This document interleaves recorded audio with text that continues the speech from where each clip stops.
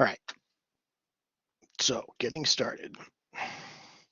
Okay, Ultra, we have been using the original course view for a long time.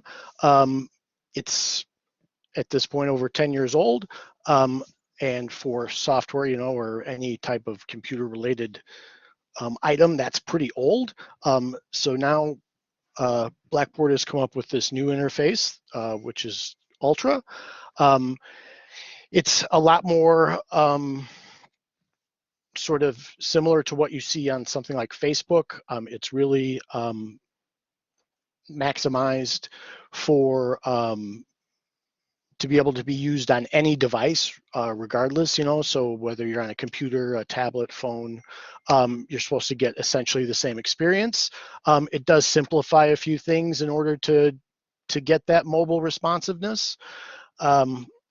And it stays consistent across all the platforms, which is really nice.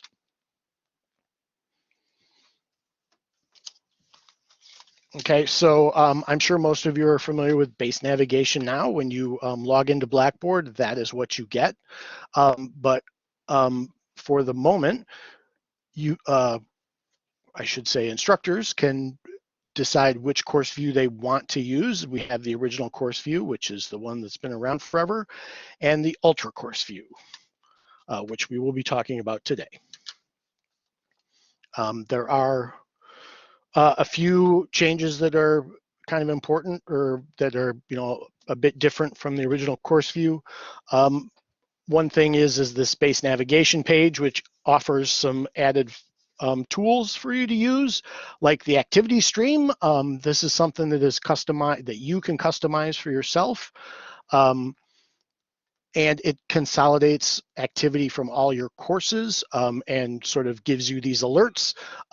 Keep in mind that since this is customizable by the user, your students, can do whatever they want to it. That means you can actually, turn this thing completely off, so you're not getting the alerts.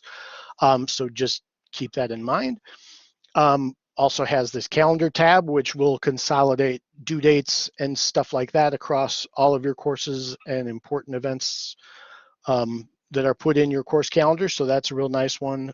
It's a good idea, if you can, to get your due dates in ahead of time, so students then can look at the course calendar and sort of plan their semester. We also have this grades tab, which I really like, because what that is by clicking the grades tab, you can quickly take a look at all of your courses and see if there are any new items that need to be graded, rather than in original view now, which is you have to actually enter the course to find out. And then you can, if something does need to be graded, you can just jump to that location with one click, which is a real time saver. Another big change is this announcements pop-up. Announcements, actually, you can send them also as email copies, but what this pop-up is that anytime a student enters your course, if a new announcement has been dropped in the time since they last logged on, they will get this pop-up screen with the new announcements. They can, simply click through it and dismiss it, but it is put in front of them. I can see a situation where a student is clicking on to, they're, logging in to turn in an assignment, just before it's due, so they may just click through this. But the point is that they do have an opportunity to read the announcement, and they can then get to the announcements from the announcements tab if they want to review them later. But this pop-up is really nice because it does put it in front of them before they actually enter the course, so there's really no way for them to avoid it other than to click through it. Another big change is on the messaging. There are two places you can enter your messaging. There's a message tab on the base navigation page, which, similar to the grades tab, that allows you to check all of your courses, organizations, and such for messages, and then enter into those messages to respond should you choose to at that time. And you can also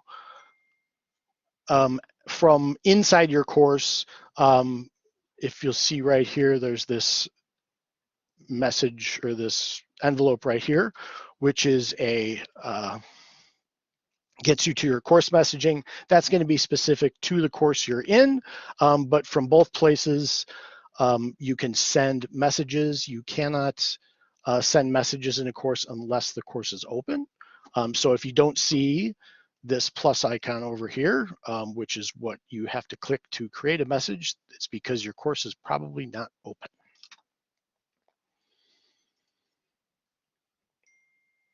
Another thing is this slide out panel that you use to create your messages. You can just simply type a name, start typing a name. Your course roster will then, it will bring up names that are associated with the characters you're typing in. You can also send a message to everybody. You can send email copies to recipients, but recipients cannot reply to those emails. All messaging has to be contained within Blackboard Ultra. All right, this is a pretty big one too, is in the gradebook. You can now, you have two different views, and you can change them right here at this by clicking on these two icons. Right here, what we have is the list view selected, which is actually a listing of all the assessments that you have created in your course. You can, on this list item, you can toggle from a list of gradable items to a list of students. The student display list is very handy because that is now where you add accommodations. In the original, you would add accommodations on each assessment. Now you just add an accommodation to a student and it follows that accommodation, follows them for all assessments, which is kind of nice. And you would also go to that list for the date of last access if you needed that. But you access the accommodations by clicking this kebab here. And this is the grid view, which is a more traditional view, more of that spreadsheet view that you're more familiar with. You just click this checkerboard here, and that will switch you to the grid view. All right, I'm going to pause for just a moment to make sure nobody has any questions at the moment.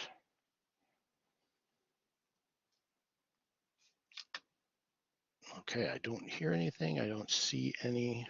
No, sir. No question on the side. Oh, yep. Go ahead. No question on this side. Thanks. Okay. All right. Cool. All right. One of the other big changes from original to ultra is the nesting structure. In the original view, you could really nest folders pretty much infinitely. So you could put folders inside of folders inside of folders, and you could really go way down, which is kind of a nice way to organize, but it's not very conducive to sort of this, I guess, use in online devices, or not online, but mobile devices. And what Ultra does is only allows 2 levels of nesting. Now you can create a learning module and put a folder inside of that, or you can create a folder and put another folder inside of that. Obviously inside folders and learning modules, you can put content as well, but that is as deep as you can go. So if you convert and you have a heavily nested course, your content is going to kind of flatten out. It's going to be brought up basically to the top essentially, and it won't be it won't allow you to nest more than 2 levels deep. Again, this is just to make navigation easier on mobile devices, which is important because a lot of our learners are using mobile devices quite a bit. So keep that in mind. Now, before you decide if Ultra is right for you, I would suggest that you go to our website here, niu.edu/blackboard/ultra, and click the Ultra tab and check out the feature guide, because that will have a list of many of the common features in Blackboard and whether or not they will be coming to Ultra. It looks kind of like this. It will tell you if they're available, if they are being researched, which means they are not currently available, but they are planned to be added at some point. Whether they're just discontinued, meaning they're not bringing them in, or whether they are available with limitations, which kind of means that they've changed a little bit from original. So, you know your courses better than anyone. So I would definitely check out this feature guide to make sure that you do not have any sort of, I guess what I'm going to call deal breakers. Like if there's a tool that you're using in original now that you absolutely have to have and you don't see it in Ultra, you're going to want to hold off converting, and you're also going to want to either, you're going to want to figure out a way to either use an outside tool to do that, or how you might modify that particular assessment to use the tools you have at hand.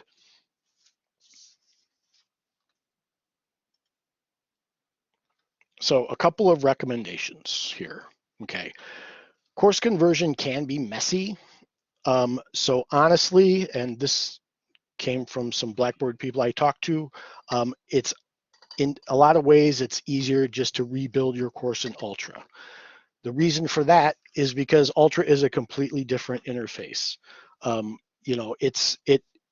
It's kind of 180 degrees different from what original is. And so, because it's a different interface, students are going to get into the content differently. It's going to present things a little differently, and you're going to want to probably, take that into account. You may want to rejigger some things in your course to make it easier to understand.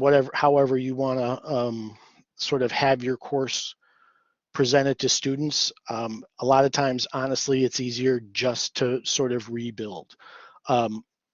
One thing to think about too is that, if you have not, like if you've been using original for a while, it may just be time, right, to go back, examine your course, decide, hey, some things may not be working, so we want to get rid of those. Some things are working great, so we want to keep those, but you may want to just sort of go through, give your course sort of a clean out, I guess, and a sort of an update, I guess is the way I would put it. As I mentioned earlier, you're going to want to try to identify any deal breakers, things that you absolutely have to have, to figure out if they're going to be available in Ultra before you make the switch. And part of that is reviewing the tools available to you. I would also very strongly recommend that you schedule an appointment to talk with one of our CITL staff one-on-one. We are available for consultations, and it's really a good idea to talk about the specifics of your situation before you start to convert, simply because everybody has a different structure. Everybody kind of wants to do a little different thing, and I think it's time well spent to sort of go over your specific situation with somebody. And one thing I would consider too is more, instead of converting your entire course, maybe sort of doing sort of a limited conversion by just copying certain sections of your course. And I'll get a little more into that later. But basically, kind of as an example, if you have, say, a lot of tests that use multiple choice questions, you're not going to want to have to retype all of those questions in Ultra. So you may want to convert your test questions, and then you can just bring them into your Ultra course and use them again. That'll be kind of a time saver, but in terms of like your content, if you've still got your the files and say other associated materials that you're going to use for your courses, then you should, consider just taking that content and rebuilding an Ultra with it. I do think it'll be a little less of a headache in the long run, because really by doing that, you're also helping yourself learn the system.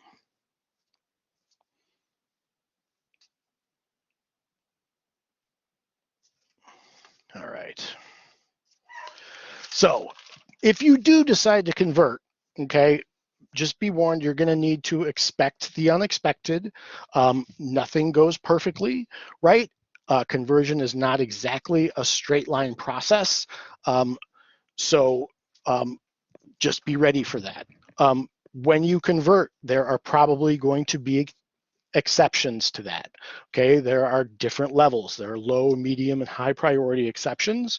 The low priority exceptions are slight limitations and small appearance and formatting changes, probably nothing to worry about.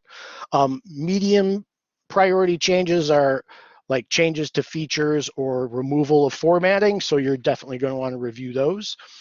And then the high priority changes are things that are like unsupported features and things that are just going away. So they are being removed from your course. Obviously, that is a high priority. An example of that would be like a wiki, which is not something that Ultra is supporting.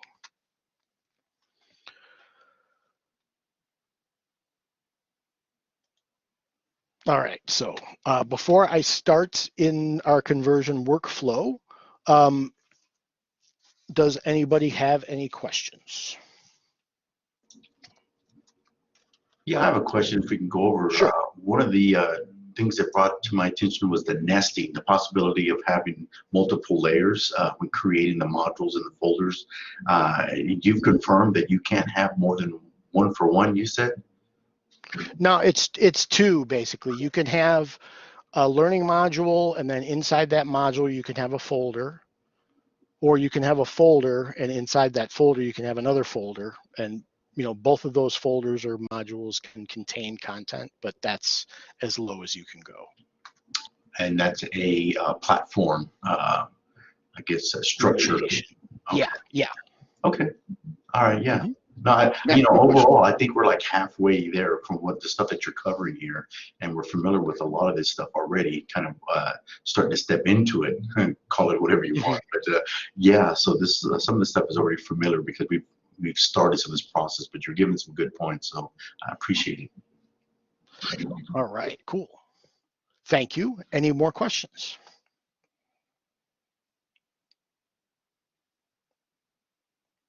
All right, I will take the silence as a not just yet.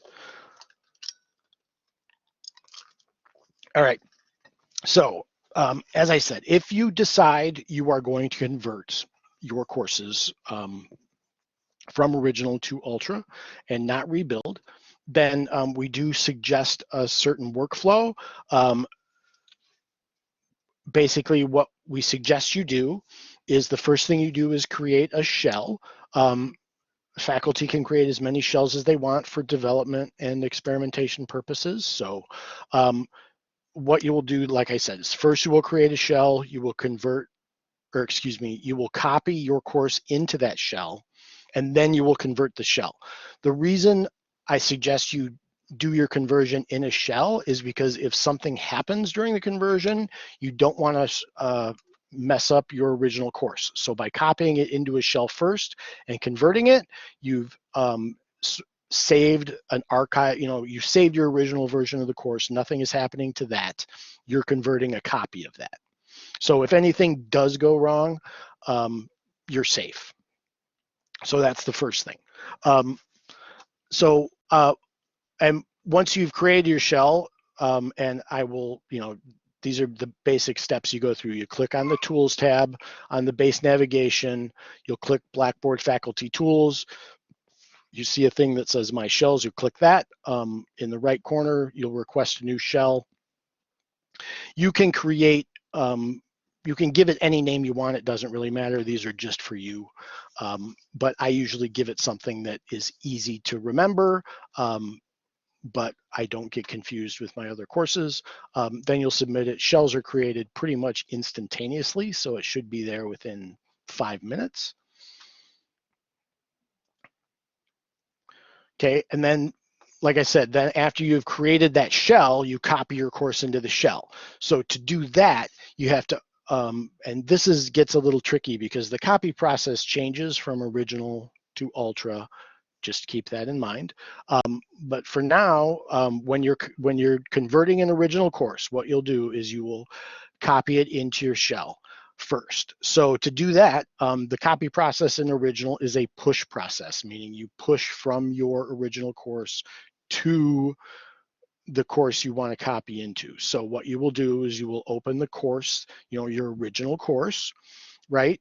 You will go down to the control panel on the left, click on Packages and Utilities and select Course Copy, right? Then you will search for your destination course, and that's going to be the shell that you have just created. You'll want to select all the course materials because you're just copying the whole thing in, and click Submit. Now, depending on the size of your course, it will take some time to copy. And this is when you are copying your course, this is kind of the screen you'll see. You'll see you can click Select All here, which will select all of this content. Or as I said earlier when I talked about a limited copy, it's down lower here, but there's like a tests, surveys, and pools thing you could click if you just wanted to copy in, say, your tests, or just wanted to copy in your assessments. The thing about original is you cannot copy single items. You have to copy entire areas. So that is a nice change in Ultra because it does allow you to copy more granularly. But we'll get into that a little more later if we have time. Anyway, once you have copied your course, you're going to want to convert the shell. So when you open your shell for the first time, usually you get this pop-up, but if not, you'll see this little icon up on the top of your course that you click, which will open that pop-up window and prompt you to convert your course. If your course is open, meaning this lock here is gray and it looks like it's open, you won't see this icon. So you'll want to click that to close your course first, and then convert to Ultra. Now, Ultra conversion takes time, and it just depends on the complexity of your course, how big it is, how much content it has, things like that. But you will get an email when your course is converted, and then it will ask you whether or not you want to keep the Ultra course. Now, you'll need to at some point say, yes, I want to use that Ultra course, and confirm that confirmation. But before you do that, you'll want to review your exceptions and look at your course just to make sure it's working the way you want to, or is at least close. Okay, this is the pop-up window that you should see. You'll just click Try the Ultra Course View, and it will start the conversion process. I already talked about the pencil icon. As I said, conversion time is dependent on course size. It should happen within an hour, but sometimes it does take longer. If your course is not converted within 24 hours, you should contact us at CITL, and we'll try to see what we can find out, because that would definitely not be normal. But be patient. Okay, before you commit to your conversion, make sure you review all your conversion exceptions. You'll see a thing that asks you to review the conversion exceptions. You can open them up and look at all of them, and decide whether or not they're important. You can look at your course. I would check all your materials to make sure that they've come over properly. And I would also take the time to enter student preview to make sure that it looks like kind of what you're expecting in terms of the student view. Once you have done that, oh, hold on. Oh, thanks, Alex. Once you've done that, it's probably going to take a little cleanup and reorganization to get it completely to where you want it. I would say at this point, what you can do it either way. You can either clean it up before you confirm your conversion, or you can just go ahead and confirm the conversion and start cleaning it up. Remember, this is just a shell course. So if at some point you decide you don't need it anymore, you can just get rid of it. If you decide you don't like how this has worked out, you can just get rid of it and try a different strategy of rebuilding. Okay, but like I said, at some point you'll probably require some cleanup. So I would just go ahead and do that. But once your cleanup is complete and you have the shell to where you want it, then what you'll do is request your new course for the semester. When you request your courses for the semester, they, because we do have choice enabled, they will start in the original view. So the first thing you'll want to do is convert your newly requested course to the Ultra view, and then copy the Ultra shell that you just cleaned up into your new course. So essentially by doing that, what you're doing is essentially creating an archive copy of your course in this shell. Okay, so then each semester you can copy from the shell into your new course.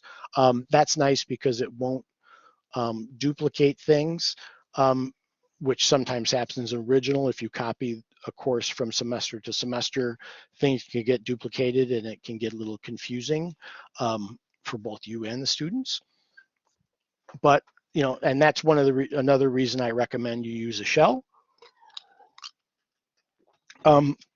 The other reason is because by keeping that in a shell, you can make changes to your shell for the next semester. So like say you're teaching your course and you come across something that you want to add for the next semester, or maybe you decide you want to modify one of your assessments because you don't quite like what you're getting out of it, you can modify that in your shell, have it ready to go for the next semester. Okay, so I know I went really, really fast because I wanted to leave plenty of time for questions, because conversion really is kind of it can be messy. So I don't want to scare anybody off, but it's going to take some work no matter what, whether you convert your course or rebuild your course. It is going to take some time, so just keep that in mind.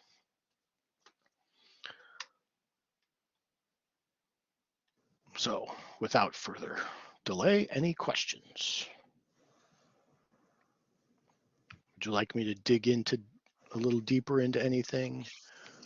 I was just going to say thank you so much. I realized listening to you, though, I don't think I'm ready for this. It's not as bad as it sounds. I do think if you look at it as like, periodically you want to go through your courses anyway, to make sure you're staying current, with best practice and all that. So kind of look at it as an opportunity to do that. And like I said, keep in mind that we are going through an LMS review, so I would, just be aware of that, and I wouldn't, try to put too much work into converting to Ultra until you know for sure that we're going to be keeping Blackboard as our LMS. Yeah, I was actually kind of wondering about that. Was there going to come a point where we had to convert to Ultra?